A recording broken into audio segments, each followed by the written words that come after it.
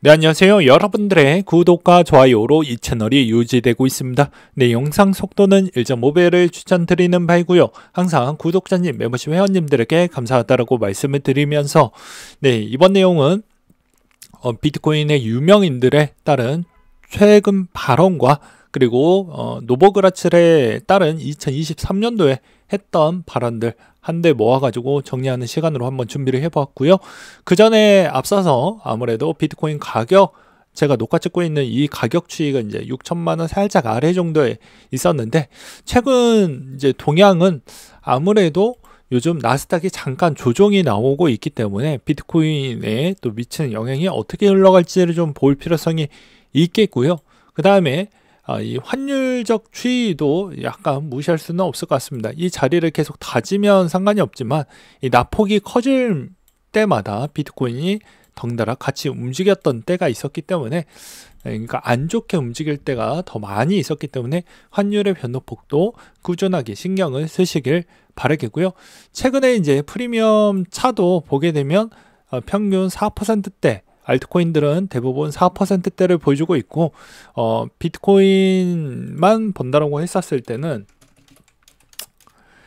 여전히 한 3에서 4% 왔다 갔다 하고 있는 모습을 보여주고 있는데, 대부분 마지노선은 저는 이렇게 보고 있습니다. 약간 경계는 6%대, 그리고 주의는 7, 8%대가 넘어가면 좀 조심해야 되지 않을까 라고 생각이 들기도 하더라고요.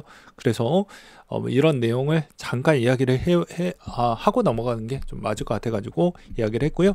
S&P 500 역대 최고치를 근접을 했었을 때 이제 대부분 웰스파고, 바클레이즈, JP모건, 뱅크 오브 아메리카 등등 쪽에서 S&P 500에 있는 지수를 예측하는 내용을 또 내놓기도 했었는데요. 과연 정말로 이 상태에서 더 좋은 퍼포먼스를 보여줄 것인지 아닌지는 저번 시간에도 말씀드렸다시피 이 리파이낸싱 비중하고 그 다음에 이 하이힐드 채권에 있는 측면이 얼마나 좀 안착화되면서 움직이느냐가 정말 중요할 것 같다라고 말씀을 드리고 싶습니다. 일단 마이클 셀러부터 좀 보도록 하겠는데요. 최근에 마이클 셀러가 이런 발언을 했습니다. 네, 현재 비트코인 시장의 내돈의 대부분 전통적인 가상자산 투자자들의 것이다.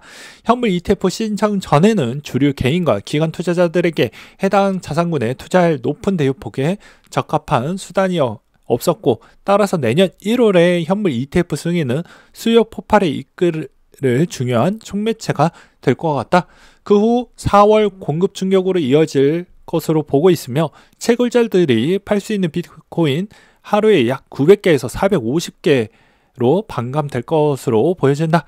따라서 이는 꽤 큰일이고 24년도 해당 자산군의 중요한 강세장이 한 번 더 오지 않겠냐 라고 이야기를 하기도 했었고요. 그 다음으로 또 보게 되면 튼 드레이퍼도 최근에 이제 알트코인 부분에 대해서도 칭찬을 해주고 있는데, 비트코인과 연결되어져 있는 알트코인에 대해서도 많은 칭찬을 또 하기도 했습니다.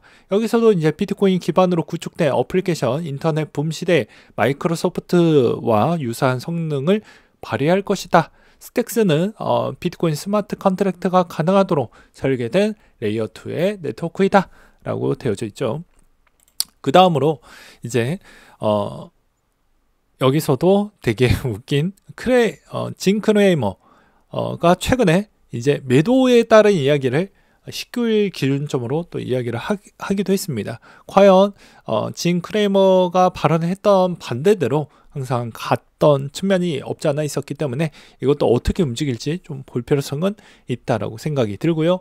그 다음으로 이제 갤럭시 디지털 CEO 이제 노보그라츠 발언을 한번 준비를 해봤는데요. 최근에 이제 1월 10일 이전엔 승인될 것으로 보여진다. 그러니까 아크 거의 ETF에 대한 통과가 가장 현실성 좀 있다라고 일단 최근 발언은 그렇게 하기도 했었고요.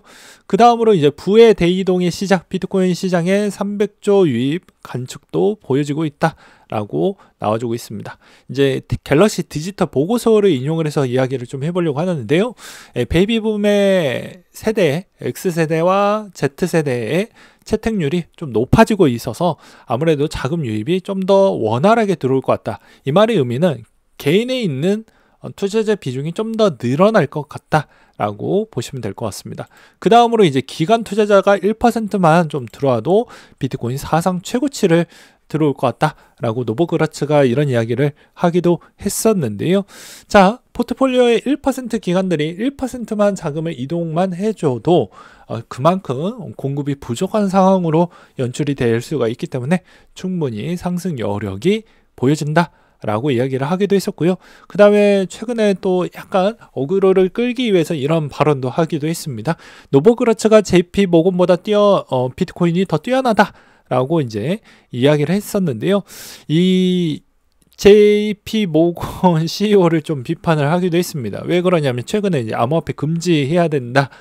물론 이제 뭐 자금 세탁이나 이런 부분에 따른 언급이었는데 이게 이제 기사가 약간씩 와전이 되면서 약간 좀 비판적인 내용으로 좀 비춰질 수도 있죠. 물론 이제 그걸로 이제 기반을 해서 암호화폐 입지와 규제가 더욱더 강도가 높아지게 되면 사업이 어려워질 수 있는 노보그라츠의 자기의 생각도 좀 들어가져 있었던 것 같기도 합니다. 그래서 여기서도 이제 뭐라고 깠냐면 공격을 이렇게 했습니다. 지난 1년, 5년, 10년 동안 비트코인은 매번 JP모건 주식을 앞질렀다. 그래서 충분히 JP모건보다 더 낫다. 그러니까 좋은 수익률을 내놓았기 때문에 훨씬 더 낫다라고 그렇게 주장을 했다라고 볼 수가 있겠고요. 그 다음으로 이제 비트코인과 달리 이더리움 현물 ETF 매력이 없을 수 있다. 근데 최근에 JP모건은 이더리움을 조금 더 주시하게 보고 있는 실정이고 노보그라츠 같은 애들은 비트코인 쪽을 훨씬 더 좋아하는 입장이기 때문에 이거는 좀 입장적 차이가 있다라고 보는 게 맞지 않을까 싶습니다. 일단은 보게 되면 왜 그런 생각을 하고 있냐면 여기서도 이더리움 스테이킹 수익률 부분에 따른 언급을 또 하기도 했습니다. 그러니까 여기에 스테이킹을 해서 수익성을 가져가는 모델링도 있고 ETF도 나오게 되면 아무래도 이것이 그 가격을 끄집어 올릴 수 있을 만한 효과가 좀 반감되지 않겠냐라는 이분의 주장이 있었고요. 그 다음에 이제 또 이더를 좀 언급을 했으니 XRP도 또 언급을 하셨습니다. 최근에 또 보면 리플 회의론 철회, 리플 커뮤니티는 진짜다라고 이야기를 또 하기도 했어요. 되게 웃기죠. 그러니까 자기의 전망이 또 틀렸고 오랫동안 힘을 유지하고 살아남는 것 부분을 보게 되면 정말 앞으로 독보적인 입지를 구축할 것 같다라고 또 리플 유저분들이 듣기 좋아할 만한 이야기를 좀 했다라고 볼 수가 있겠고요. 그럼 과거에 이 노보그라츠가 그렇게 잘 말한 대로 갔을까요? 또 그렇지는 않습니다. 노보그라츠가 보게 되면 자 22년도 6월달 기준점으로 코인 바닥에 가깝다 라고 했었고요. 그 다음에 테라도 같이 물렸던 사람이었습니다. 22년도 6월달 기준점으로 한번 보게 된다라고 하면요. 자 22년도 6월이면 얼마 되지 않았죠. 22년도 6월이면 요때입니다. 네. 아니 요때입니다. 네. 이때 스테이블 코인 이야기 잠깐 나오고 이제 이때 거래소 터지고 그랬죠. 그렇기 때문에 이때 루나 사태 터지고 요때 그때 나왔으니까 이때가 좀 싸다라고 언급을 하기도 했었는데 뭐 또 웃긴 건 또 뭐가 있었냐면 최근에 또 2월 3월 달 또 자료를 또 보게 되면 요 시점에는 또 올해 기준점으로 보았을 때는 또 확률이 또 높았습니다. 3월 16일 기준점으로 또 보았을 때도 보게 되면 한 3월 16일이 요때거든요. 네. 네, 요때입니다. 이때 급등 한번 나오고 곧바로 요 시점입니다. 제가 점을 찍었던 요 시점인데요. 그러니까는 이분은 어차피 자기는 본업도 크립토 부분을 하고 있고 비트코인은 어차피 문제가 되지 않을 것이기 때문에 계속해서 언급을 했던 것 같습니다. 근데 좀 웃긴 건 이 내려가는 요 시점하고 가격대가 같아요. 네. 그러니까 자기가 생각했던 패턴의 가격이 어느 정도 고정적으로 좀 가지고 계신 분인 것 같다라는 생각이 들기도 했습니다. 아무튼 뭐 노보그라츠에 있는 이런 발언들 하나하나를 보게 되면 그래도 뭐 이분들은 그래도 크립토에 미치는 영향이 조금은 있으니까 이런 형태로 지금 보고 있구나 정도로만 참고만 해두시길 바라겠고요. 그 다음으로 이제 메사리에서 나왔던 내용만 설명을 하고 다음 시간에는 뭐 차트 관련된 이야기를 좀 해보려고 합니다. 자, 이번에 메사리 쪽에서 나왔던 크립토 2024년도 전망 내용이 나와 주었던 게 있는데요. 아무래도 여전히 좋은 매수 대상이고 알트코인 붐이 일어날 것 같고 그리고 비트코인 100배 상승할 확률이 좀 낮지만 다른 쪽에서 나올 확률이 매우 높다. 그리고 이더리움에 대해서 잠깐 이야기를 하기도 했었는데요. 비자와 같은 회사에 투자할 것 같다 라고 이야기를 했었고 그 다음에 이더리움을 조금 더 좋게 보는 것 같습니다. 비트코인 계속해서 이더리움을 능가할 것 같다. 네. 그리고 주목할 펀드 VC애들 이야기를 좀 나와주기도 했었는데요. 여기서도 보게 되면 뭐 플레이스홀더 A16, 패러다임, 뭐 싱클래시 정도를 또 이야기를 했었고 그 다음에 AI, 크립토 내러티브를 좀 주목을 해라 라는 언급이 또 있었습니다. 그 다음에 디파이에 주목할 분야가 있다라고 하면은 아무래도 펄프덱스 쪽을 좀 봐야 된다라는 이야기가 있기도 했었습니다. 그리고 웹3에 대해서는 지배적인 비즈니스 모델이 좀 되지 않겠냐라는 언급도 있기도 했네요. 아무튼 뭐 우리가 저분들의 뭐 타점을 뭐 보는 것보다 저분들은 기업가 출신이고 그 다음에 여러 가지 보고서 부분은 보고서 기반에서 우리가 풀이를 해서 유출해서 거기서 우리에게 유리한 투자에 있을 만한 선택적인 보기가 있는지 없는지 잘 확인하는 구간이라고 저는 생각을 합니다. 그래서 이분들의 있는 내용을 왜 굳이 다 볼 필요성이 있냐 없냐는 내 투자에 조금이라도 도움이 된다라고 하면 보는 게 전 맞다라고 보는 입장이고요. 굳이 차티스트이신 분들이 간혹 자만심에 빠지는 구간대라고 저는 생각을 하고 있는 시점이 이 기간이 어찌 보면 또 길었어요. 올해 기준점으로 보게 되면 그래도 생각보다 롱런하게 S자 곡선으로 올라가고 있었기 때문에 분명히 약간의 자만심이 있을 거라고 보여집니다.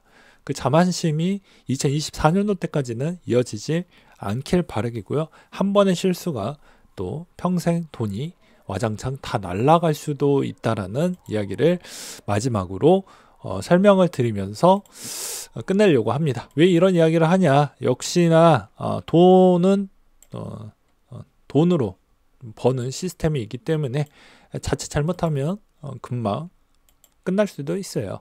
왜 그러냐면 비트코인은 변동폭이 워낙 크고 알트코인도 마찬가지로 변동폭이 매우 큰 상품이죠. 그래서 이제 닉네임 물 흐르는 대로 님에 있는 글을 인용을 해서 설명을 드린다고 하면 자, 내가 17년부터 전재산 현물로만 했는데 남는 거 빚이다. 네, 그래서 빚도 거의 갚아서 이제 3천만 원 정도가 있는데 죽어라 가족에 영향을 안 주려고 7년간 일만 했다. 그래서 남은 연말 행복하게 시간을 보내라. 이분도 다 자기만의 전략이 있었어요. 다 계획되게 있었다라는 것이죠. 근데 타이스 형님이 뭐라고 했습니까? 그럴듯한 다 계획은 누구나 있다라고 하죠.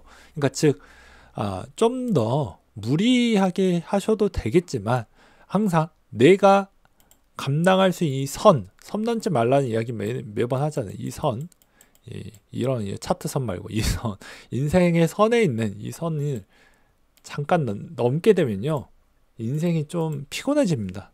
선이 많이 얽혀요.